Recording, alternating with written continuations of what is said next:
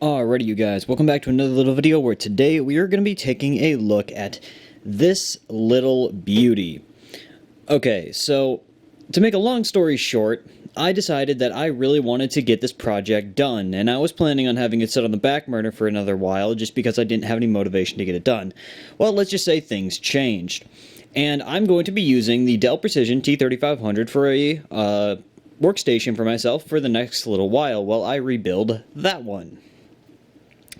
And there's a big reason for why I'm going to be rebuilding that one. There's nothing wrong with it as of right now, but there's a big reason I'm going to be rebuilding it, and I will show you guys that at the end of the video, so definitely stay tuned, or just skip to the end of the video and check it out, because it's actually pretty interesting. But back to this thing. What is this thing?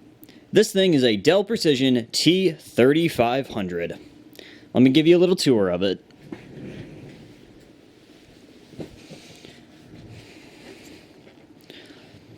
Okay, as you can see, this thing is water-cooled. This is not the first time that it has been water-cooled, and this is not going to be the last iteration, probably, of this water cooling system. But it is one of the cleanest water cooling loops I have ever built. And this is soft-line tubing, as you can probably tell. But it is very, very clean. And for everybody asking the question, why would I water cool something like this? Because I can. That's about the best reason I got. Moving on. Okay, so let's first go over the specifications of this little toy.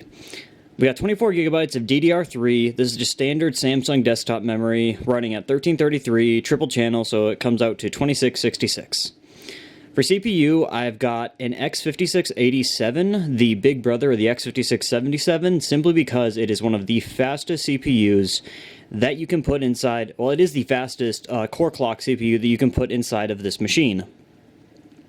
For graphics card, that is the R9 Fury. Not the R9 Fury X like what I have in my main rig, it is the R9 Fury. Yes, I have two of these cards. And that is all being powered by, let me pull this off, and pull off my power supply shroud. It is all being powered by my Pro Miner, what is it, the 850 watt, 80 plus gold rated butterfly power supply, I believe it's called. It's actually a really good unit, runs pretty darn quiet, and it actually is a pretty good pairing with this system. By the way, for anybody who's asking, yes, you can put literally any standard ATX size power supply inside of a Dell Precision T3500. That's why I went with this power supply, simply because I had it sitting around. Yeah, as you can tell, this is it running at idle, and it's actually pretty quiet.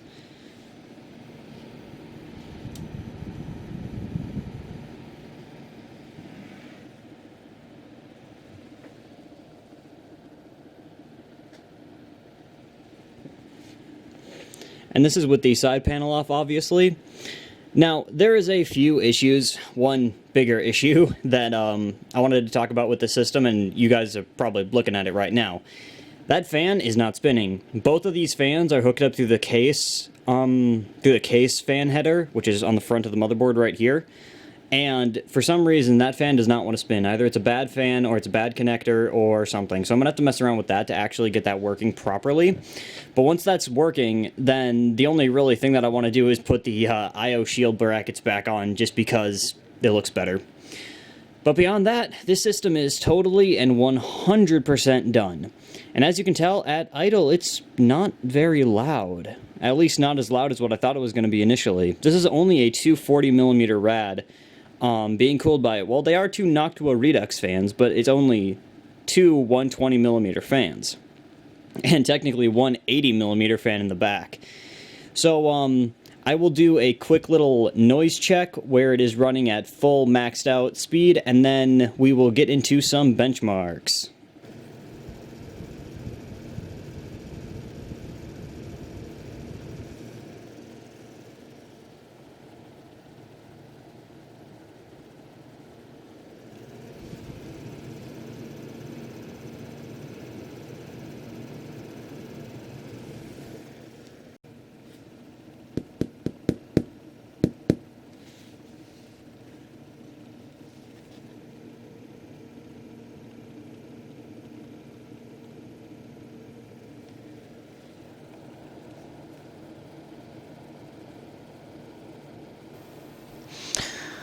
Alrighty, so let's get into some benchmarks, shall we? And for these first three, I'm literally just going to throw up some screenshots. First benchmark, 3D Mark, Time Spy. I was going to say Skydiver. No, 3D Mark, Time Spy. I got a 4,406. Not exactly a great showing, but I mean, hey, this is Time Spy, so what do you expect? 3D Mark Fire Strike actually gave us a pretty respectable 12,124. And 3D Mark Skydiver, even though now it is an unsupported benchmark, I still like running it for reasons of, well, it's what a lot of people ran for a long time before Fire Strike. 3D Mark Skydiver, I got a 23,572. This is yet again an easier to run benchmark, but it is still, it'll still heat up your system a little bit, put some heat into the loop. And after running all three of those benchmarks, my system topped out at 61 degrees C, where it found its equilibrium at 61 degrees C. Now, yes, it is 61 degrees C when it's fully custom water cooled, but with that being said, it really isn't bad, especially when you're considering the fact that you're running an R9 Fury X, as well as a quad-core, 8-threaded, essentially Xeon equivalent i7, and really no heat problems. The CPU hit a max degrees, or a maximum of 58 degrees C, when the GPU hit a maximum of 61 degrees C, and so, yet again, really not bad. And from what I've been able to tell, it doesn't look like there's been any, what's the word? Bleed off, where the, you start losing fluid in your loop due to temperature differences, because we're blowing pretty much all of the hot air through the system. It's pulling in cold air from the front and blowing it all the way through the system. It heats up the inside of the case enough to where it does essentially have that temperature equilibrium where it's not going to be burning off as much fluid. I have seen in the past where people have very hot loops with essentially pushing all the hot air out of the case and having no hot air inside the case, leading to them having more burn off. Granted, though, that was an isolated incident, so I guess I really shouldn't be commenting on this because, well, I don't actually know fully. But I will say that the loop has been rather quite effective. Okay, so now to actually get onto the gaming benchmarks. The gaming benchmarks were taken at 2560 by 1080, which is the 1080p ultra-wide if it was actually going to be supported. And unfortunately, most of the games weren't actually supported. Okay, so the first game that I played was Borderlands 2, personal favorite of mine. 2560 by 1080, maxed out completely to the moon, except for the NVIDIA PhysX, and with that, it averaged about 110 to 120 FPS. I saw it drop as low as 109, but then was typically sitting pegged at 120. So very, very, very smooth. Next game, Dark Souls 3. That was another one that, well, the recording doesn't look great. It was actually running at a very smooth 60 FPS the entire time at 2560 by 1080p. Now, that was set to the highest graphical preset as well, and it was running fantastically. Destiny 2. This is the only game out of the entire lot that would have benefited from the 6-core instead of just the quad-core. You ping between about 50 FPS and about 70 FPS when capped at 75 FPS. Not a great experience, but I was still able to, well, be the top killer on a couple of PvP matches. So it could be better, but also I'm kind of used to playing it like that, so I take that one with a grain of salt. The next one, and the most broken game on this list, Fallout 4. Yeah, as you can probably tell by the screen, Fallout 4 did not want to work for me. It would not run at full screen. It would not run at 1080p full screen. It would not run any full screen. It would had to be windowed 1080p. That it just kind of like snapped to the corner of the screen, and it was not cooperating. I could not get it to run properly. Fallout New Vegas. Unlike Fallout 4, Fallout New Vegas actually ran properly. Yes, it only ran at 1080p, but it was 1080p completely maxed out with a very, very smooth average 60, because that game, yet again, is still capped at 60. Grim Dawn. Now, fully maxed out, we were sitting between like 40 and 60 FPS in the Crucible, but dropping the settings down to medium gave me a very smooth average 60 FPS V-synced, the way that I always play that game, and it gave me a wonderful experience. The only game that I did not have any gameplay test from was RimWorld, but I'm pretty sure you can run that game on a calculator. So with that being said, RimWorld isn't really an issue. Let's put it like that. Okay. I was also going to have some gameplay from Dark Souls Remastered, but instead of downloading Remastered, I would dumb and I downloaded Prepare to Die Edition. So I was having a lot of trouble running that game, and I couldn't figure out why. But then I realized it was the standard 2009, 2010, whenever the game came out edition, instead of being the, 2018 Dark Souls Remastered edition. Yeah, that would be why I was having issues. But I know for a fact that Dark Souls Remastered runs beautifully. If Dark Souls 3 runs beautifully, Dark Souls Remastered is going to run the same way. And that is where our gaming benchmarks are going to kind of conclude. There really isn't a whole heck of a lot of reason for me to keep going through benchmarks on this thing because, well, this is a very specialized system. The R9 Fury will not perform as well as something like a 980 or a 980 Ti, or something like a 1070. As well as the fact the quad-core, while being the fastest single-core performance CPU, is not the fastest overall performer. That would go to the X5690. Now, I'm going to probably recommend you don't pick up a W3680 because of the amount of problems I've had with mine. Now, I had a golden sample W3680 that I could get up to 4.1 gigahertz on this Dell Precision stock motherboard without any problems. Well, that was until the power supply literally decided to kill my golden sample chip. And then getting my second W3680, it actually would not run at stock speeds. I'm guessing it had been heavily overclocked and overvolted most of its life because I could not get it to run at stock speeds. I could only get it to run when I would clock it down, and the VRMs would getting very hot on the motherboard. Originally, I thought that it was the motherboard. Like when it took out the CPU, I figured it took out the motherboard too. But after switching out the motherboard, I discovered, no, it wasn't actually the motherboard, it was just the chip.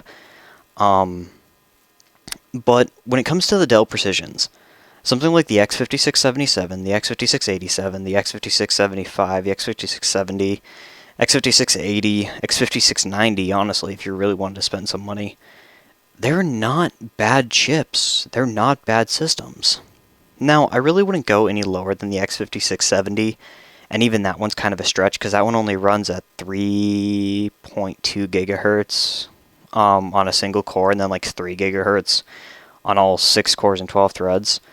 So it's not honestly all that fast, and bumping it up to a 75 or an 80 would net you a decent chunk more performance, but not a huge amount. Honestly, the X5670, the X5675, 85, or not 85, 87, all of these chips are genuinely wonderful little chips, and these are genuinely wonderful little computers. Now, I'm going to put this out there. When I built this machine, or when I got the idea to build this machine, it was literally kind of just like a dumb dream. There was no true reason for me to build this thing. And after iteration after iteration after iteration was just giving me more and more trouble, giving me more problems, I grew less interested in it. Well, the truth was, once I got rid of the OEM power supply and got rid of the GPU vertical mount, most of my problems went away. Then once I got rid of the W3680 and dropped in an X5687, I had no more trouble making this machine work properly. It's got a good power supply in it, it's got the same GPU in it, and everything is running the way that it should. So honestly, I have no complaints. But the biggest reason that I have for switching over to this thing temporarily, now yes, this is pretty much going to be like a kind of like more of a showpiece kind of PC than an actual like daily driver rig, but the reason I'm going to be using it as a daily driver rig is because I'm going to be rebuilding my main rig, my X79 rig. Now, the reason I'm doing that is because the new Wanin X79 Deluxe version 7.1 just came out.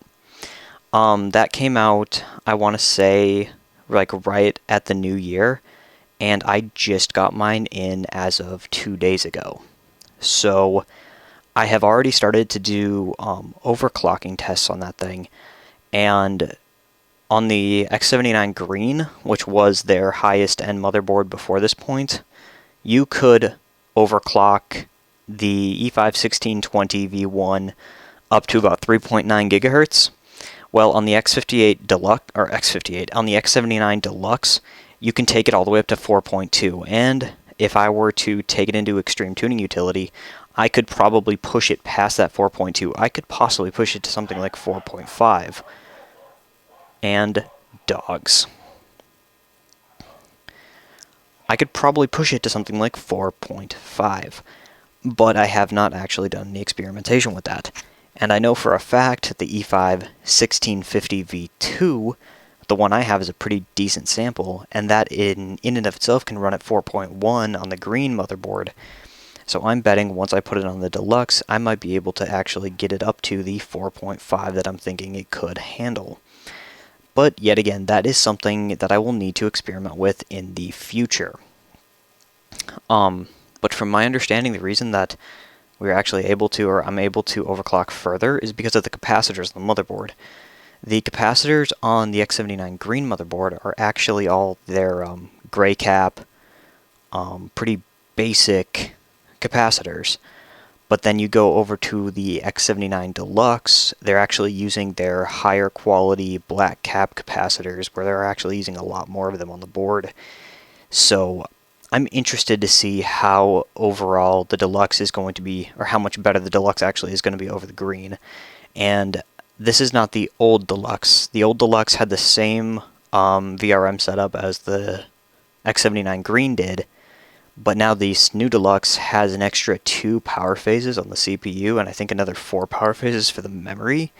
So it's going to be very interesting to see what this board is actually capable of. And that is why I'm transitioning over to using this Dell temporarily. Simply based upon the fact that, well, I needed to have my workstation while my other one is going to be disassembled. And with that being said, I'm going to wrap this video up. Thank you very much for watching, thank you very much for staying tuned, and thank you very much for subscribing. I'm up to 149 as of this morning, which is just insane to me. So, thank you very much for watching, and I'll see y'all later. Peace.